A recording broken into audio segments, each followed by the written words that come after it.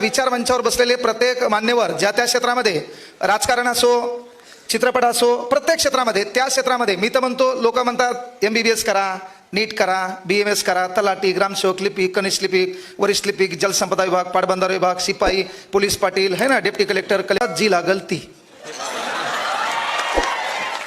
मी म्हणतो काही करा, चोर बी व्हा, पण टॉपचे व्हा. नाही तर पॉकेट मारताना पकडला आणि तुडू तुडू पब्लिकनं हाणला. भंगार काम करायचं नाही. हा, तू चांगलं काम केलं, 4 पोलीसवाले तुला प्रोटेक्शन देतात भाऊ, आणि तो पॉकेट मारलं, पब्लिक हाणती तुला तुडू तुडू. त्यामुळे विनंती पोरं, एक लक्षात घ्या, पहिल्यांदा संयम फार महत्वाचा आहे. सर्वात महत्वाची गोष्ट आहे, विठ्ठल कांगणे इथं बोलायला आला किंवा विठ्ठल कांगणे व्हायरल झाला त्याच्या अगोदर आवर्जून एक गोष्ट लक्षात ठेवा, एक दिवस सुखाची झोपण्यासाठी अनेक रात्र जागाव्या लागतात, तेव्हा ती दिवस सुखाची येते. सहज कोणाच्या नशिबात काही भेटत नाहीये. आणि मी मॅडम सांगितलं बाबा मोटिवेशनल स्पीकर, बॅनरवर टाकलं होतं प्रसिद्ध वक्ते, तर मी आवर्जून माझ्या बांधवांना सांगतो, इथं बसलेल्या बहिणींना पण सांगतो, मी काही प्रसिद्ध व्याख्याता नाही. I am not motivational speaker, I am just as a teacher. मी काही व्याख्याता नाही, वक्ता नाही, प्रबोधनकार नाही, कीर्तनकार नाही. कालच परवा मी बाबाचा व्हिडिओ घेतलाय, कारण बाबाचे प्रकार आले. पंखा थांबवणारा बाबा, खटाड खटाड खटाड. बाबाचा प्रकार आला, दारू सोडवणारा बाबा, रप्पा रप हाणायला ती. एक बाबाचा नवीनच प्रकार आला, ते घुंगट टाकते मधात म्याओ म्याओ. अरे म्हणजे याच्यातून कुठतरी आपल्याला पुढे जायचंय पोरो. 8 अब्ज जगाची लोकसंख्या आहे. जगानं आपल्याला एंटरटेनमेंट आणि कॉमेडियन मध्ये घेऊ नाही. आपल्याही अस्तित्वाची परख या महाराष्ट्रात राहिली पाहिजे. 393 वर्षानंतर चौकात चौकात आपला बाप उभा आहे, चेहऱ्यावर तेज आहे, हातात लकलकती तलवार आहे, the name of Chhatrapati Shivaji Maharaj. अरे ते आपल्याला काहीतरी करायचंय, म्हणून आपल्याला एंटरटेनमेंट मध्ये काय, आता भरपूर जणांनी सांगितलं, कारण काय व्हायला माहितीये का, आपलं पोरग सध्या रिअल लाईफ मध्ये बेजार आहे, त्याची रिअल लाईफ महत्वाची आहे. मी कार्यक्रमाला गेल्यावर एका ठिकाणी बॅनरवर नाव टाकलं रील स्टार. मी त्याला म्हणलं पहिले बॅनर काढून टाक. ते भिकारचोट चाळे मला सहन होणार नाहीत. डायरेक्ट बॅनर काढून टाक. का? अरे तुम्हाला तुमच्या अस्तित्वाची परख असली पाहिजे. आपण जे काम करतो ते नेक करता आलं पाहिजे. महाराष्ट्रात लाखो क्लास घेत असतील, त्याच्याशी मला घेणदेण नाही, पण ज्या महाराष्ट्रातल्या पोलीस भरतीच्या पोरांनी आपल्याला मोठं केलंय, त्यांचं कुठलंही आंदोलन असो, कुठलाही लढा असो, त्याच्यात भाऊ या नात्यानं तुमच्या पहिले पुढं असं. आणि हे का बोललो मी, काल परवा आज नांदेडचं काहीतरी जालन्याचं मॅटर झालं. महाराष्ट्रात 2000 पोरं दररोज फोन करतात. ते फोन याच्यामुळे करतात, त्यांच्यापर्यंत जावं लागते. आजकाल जो तो उठो, भाषण देतो, वक्ते म्हणून तयार आहेत. जगातला एकमेव देश आहे जिथं दररोज बोलबच्चन दिल्या जातात, तरी सुधारणा धतुरा काहीच नाही. भाषण कसं करावं है ना, बॉडी लँग्वेज पाहिजे, राहणीमान पाहिजे, टापटिक पाहिजे, काही धतुरा पाहिजे नाही. तुझ्या मनात रियालिटी पाहिजे, तेव्हा डोक्यावर लोक घेतात तुला. आणि लोकांनी ते केलं आणि आपल्याला त्याच्या पलीकडे जायचं होतं. 18-19 तारखेला तुमचा परभणीला पेपर आहे पोलीस भरतीचा. अंदाजे अनुमान गव्हर्नमेंटचा आहे. लक्ष्मीनारायण मंगल कार्यालय बस स्टँडच्या बाजूला. नेमकंच ऍडव्हान्स त्याला दिलंय. तुमच्या खाण्यापिण्या राहण्याची सर्व व्यवस्था तुमचा भाऊ करणार आहे. आणि हे का करायलो हे बी लक्षात घ्या. मला नेता व्हायचं नाही, पण नेत्यापेक्षा मी सध्यात भारी आहे.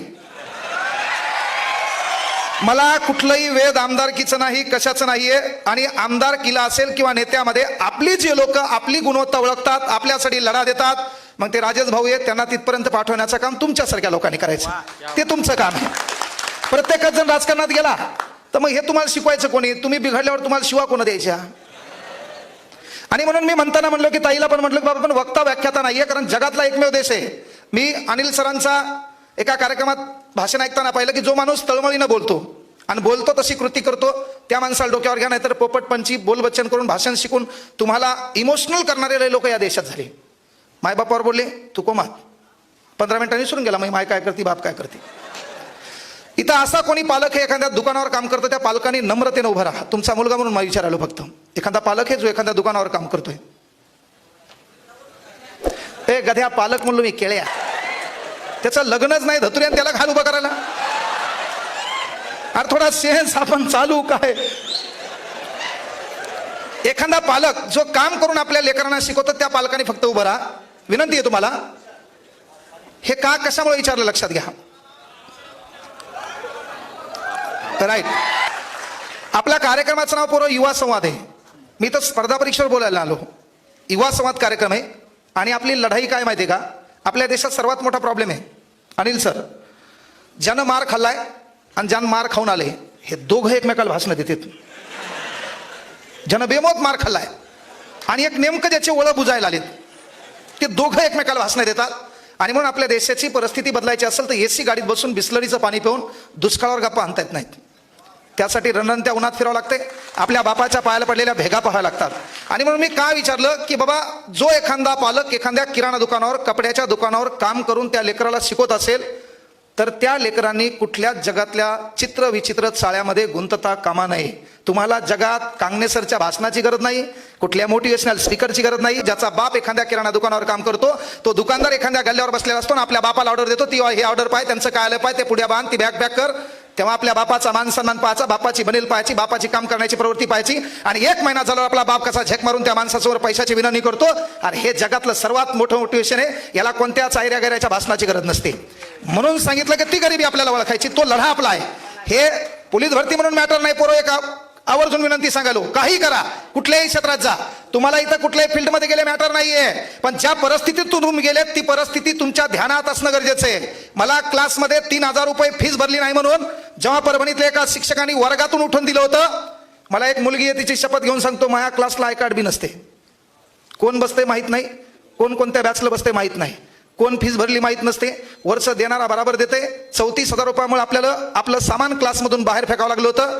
एका महिन्यामध्ये म्हणजे 13 दिवसात 100 रुपयाच्या बॅचनं कांगणे सरला 1,17,00,000 रुपये दिलते ना. जे पैसे मी 50 वेळा मोजू लागलो हे खरंच एवढे आहेत का? एकक दशक शतक तवा मोपक्क झालं. म्हणजे काहीच नाही. जगासाठी काहीतरी चांगलं करण्याचा प्रयत्न करा. वरचा बराबर देतो, फक्त नीतिमत्ता चांगली ठेवा. राहिली गोष्ट भाषण बिषण आवर्जून सांगतो. मला सांगा जगातले सर्वाधिक देव कुठे आहेत रे? जोरात सांगा. आता तुमच्यातला जोश पाहायचा आहे. कळलं का? आपण तरुण आहात ना. वो दरिया ही क्या जिसमें नहीं रुआनी, जोश नहीं लल्ला तो किस काम की तेरी जवानी. आपण तरुण आहेत ना. एकदा विचार मंचासाठी जोरदार टाळ्या होत्या. अशा मरेलवाणी भावकीत कोणी मेलं का तुया? एकदा जोरदार टाळ्या होत्या विचार मंचासाठी. राजेश भाऊ पावड्यांसाठी एकदा जोरदार टाळ्या होत्या. तुमच्यामध्ये एका पोरानं आपण येत असताना ज्यानं बासरी छान वाजवली त्याच्यासाठी एकदा जोरदार टाळ्या होत्या. त्याचं स्वागत करा या ठिकाणी. वाघमारे, नारायण वाघमारे यांना विनंती करतो की राजेश दादा त्याचं स्वागत करायचं. छान बासरी वाजवली होती त्यांनी. तुमच्यात बी काही कलागुण असेल, तुम्हाला बासरी नाही, तुम्हाला दुसऱ्यालाही कलागुण आहेत तुमच्यात, आहे का नाही पोरिओ? कोणीच नव्हतं रे काना, हा तुझ्यासाठी जाते वना. तर आमच्या पोरांनी स्पर्धा परीक्षेचा अभ्यास केला आहे. नांदेडमध्ये कुठलंच जंगल नाही बाब्या, आहे किनवटमध्ये थोडाफार पैनगंगेचा भाग आहे ना. हो चल. म्हणजे आपल्या लोकांनी आपल्या लोकांना ओळखणं गरजेचं आहे. मी आवर्जून सांगितलं जगातले सर्वाधिक देव कुठे आहेत. आता मला सांगा, कधी अमेरिकेत ऐकलं का रे मारियाईची पूजा? अमेरिकेत ऐकलं कधी मारियाई अंगात आली? आणि मी आवर्जून सांगतो, अरे भारतातलं कुठलंही स्टेज असो त्या स्टेजवर महिला बसली या भारतातल्या कुठल्या धार्मिक ग्रंथामुळे आणि आपल्या बापाने लिहिलेल्या संविधानामुळं, डॉक्टर बाबासाहेब आंबेडकर. अरे हे कार्य आहे म्हणून ती अंधश्रद्धा बाजूला फेकावं लागल. तिकडे एवढे मोठे बाबा आहेत तरी ते लोक आपल्या इकडे काम करायला काऊन आले भाऊ? तिकडे पंख्यावाला बाबा आहे. आता 80,000चं परमिशन होतं, 2.5 लाख लोक जावं का? आणि कायासाठी गेले म्हणा? बाबाच्या पायाखालची धूळ आणायला, माती आणायला. आता एका माणसाच्या पायाखाली माती बसल किती बापा? 15,000 स्क्वेअर फूटचा एक परस खडा खाणावा लागेल का नाही? पुन्हा आपण लय दलिंदर माती का एकटा खाणार का? तू भावकील देणार? म्हणजे याच्यातून कुठतरी परिवर्तन व्हावं म्हणून सांगितलं जगातले सर्वाधिक देव कुठे आहेत या भारत देशामध्ये. कधी अमेरिकेत ऐकलं का खासदाराच्या अंगात मर्यादा आली? ऐकलं कधी? अरे मग हे वेगवेगळे देवाचे प्रकार कुठं आले? आपल्या इथं. जगातले सर्वाधिक जास्त संत कुठं? या भारत देशात. संतांनी काय केलं? अरे एकात्मता पेरण्याचा प्रयत्न केला. आपण गेली वर्षानुवर्ष कोणतरी बोलणं हे काम आहे, ऐकणाऱ्याचं काम आहे, सोडून देणं आपलं काम आहे, कारण आपण भारतात राहतो. मग जगातले सर्वाधिक देव भारतात, जगातले सर्वाधिक संत कुठं? प्रबोधनकार कुठं? कीर्तनकार कुठं? वक्ते कुठं? समाजसुधारक कुठं? क्रांतिकारक कुठं? वक्ते कुठं? दलिंदर कुठं? गरिबाचा कार्यक्रम करणारे, शेती लुबाडणारे, 10चे 20 करणारे, फायला फिरवणारे, संडासचे पत्र गायब करणारे, शाळेची घंटी चोरणारे, शाळेचं पत्तर गायब करणारे, सिमेंट रोड गायब करणारे, संडास बांधलंच नाही ते दाखवणारे. काय धतुरा परिवर्तन झालं बे? परिवर्तन काय झालं? बोल बच्चनचा भागे जे ते आले काहीतरी असं करू, याव करू, त्याव करू. अरे आपली मेंटॅलिटी काय माहिती का? जेव्हा आपल्यावर येते का तेव्हा आपल्याला देश आठवतो. जेव्हा आपल्यावर संकट आलं तेव्हा आपल्याला जात आठवली. जेव्हा आपल्यावर संकट आलं तेव्हा आपल्याला धर्म आठवतंय. आणि हा भारत म्हणजे कोणत्या धर्माची मक्तेदारी नाही, इथं सर्वांचं नेतृत्व आणि कर्तृत्व आहे. संविधानाच्या कलम 1 मध्ये India that is a Bharat shall be union of states. Not एखाद्या धर्मावर, एखाद्या जातीवरून या देशाच्या संविधानाची ओळख नाहीये. आणि म्हणून संविधानाच्या कलम 1 मध्ये भारत माझा देश किंवा भारत नावाचा उल्लेख, India that is a Bharat. इथं नारे दिले काही काही नाही जय श्रीराम, इथं नारे दिले काही काही नाही छत्रपती शिवाजी महाराज, इथं नारे दिले जय भीम. बरोबर द्या, पण ते सर्व करत असताना आपला तिरंगा छातीतून गायब होणार नाही याची काळजी घ्या. काही करा, तो देश आपला टिकला पाहिजे. नाहीतर राजकारण असेल, काही असेल. इथं आत्महत्याचा विषय निघाला, तरुण मरायला. तो मरताना त्याच्या करिअरमुळे मरणं, आणि जो करिअरमुळे मरतो तो माईच्या पोटातच हरामखोर मेलेला बरा. ती बोलणं म्हणून मरायले. अरे बाबा, या जगाची एवढी मोठी लोकसंख्या आहे, तू स्पर्धा परीक्षेचा अभ्यास करतो, एका प्रश्नाला 4 ऑप्शन काऊन दिले रे तुला? तो काम आहे ना, तुला 4 ऑप्शन तिथं काय दिलेत? हे नाही तर ते. आणि मी बोललेल्या गोष्टी ज्याला कळत नाही ते नाबालिक आहे. म्हणजे कॉमन गोष्ट काय की आपल्याला ही मेंटॅलिटी, अरे मराव कोणासाठी? देशासाठी. मराव कोणासाठी? समाजासाठी. मराव कोणासाठी? धर्मासाठी. मराव कोणासाठी? मानवतेच्या एकात्मतेसाठी. भगतसिंगांनी, त्यांना वाटलं नसेल का प्रेम करावं? त्यांना वाटलं नसेल भौतिक सुखाचा फायदा घ्यावा? नाही. त्याने काय सांगितलं? मेरी आदत से वाकिफ है मेरी कलम, जब भी इश्क लिखना चाहता हूं इनकलाब लिख देता हूं, इनकलाब लिख देता हूं. अरे त्यामुळे हे लोक मोठे. आणि आता तू मरत असेल तर माझी इच्छा आहे पाकिस्तानला जाय, तिथल्या 4-5 जणांचं कुटाने कर, तिकडच मर. माया गळ्यातली शाल त्या छातीवर, मला भेटलेलं पुष्पगुच्छ तुला, आजचं मानधन बी तुझ्या घरच्याला, तू मरच मात्र. अरे मरावं कोणासाठी? का मरावं? याचे धुऱ्यावर भांडणं चालू आहेत, याचे भावकीत भांडणं चालू आहेत. युवा संवाद म्हणून नाही, मानवतेच्या एकात्मतेच्या शिकवण्यासाठी मी आलो. युवा संवाद म्हणल्यावरती हे प्रश्न विचारू लागतील. त्याच्यात असे काही काही प्रश्न आहेत, त्याचं उत्तर या देशातल्या डॉक्टराला बी सापडलं नाही. आपल्या इकडे आलेला सर्वात मोठा रोग आहे कसं तरी व्हायला. आता कोणत्याच डॉक्टरला त्याचा इलाज भेटला नाही. आणि याचा एक डायलॉग, सर मोह मन लागणं, मोह अभ्यासात मन लागा, तुझ्यासमोर नाचू का नेमकं काय करू? म्हणजे असे काही इलाज या देशामध्ये की या तरुणांचं झालं काय माहितीये का? आपल्या जीवनाची तुलना जगातल्या कोणत्याच हरामखोराच्या जीवनाशी करू नका. जगात 8 अब्ज जरी लोकसंख्या असेल तर तुम्ही समोन स्पेशल आहात.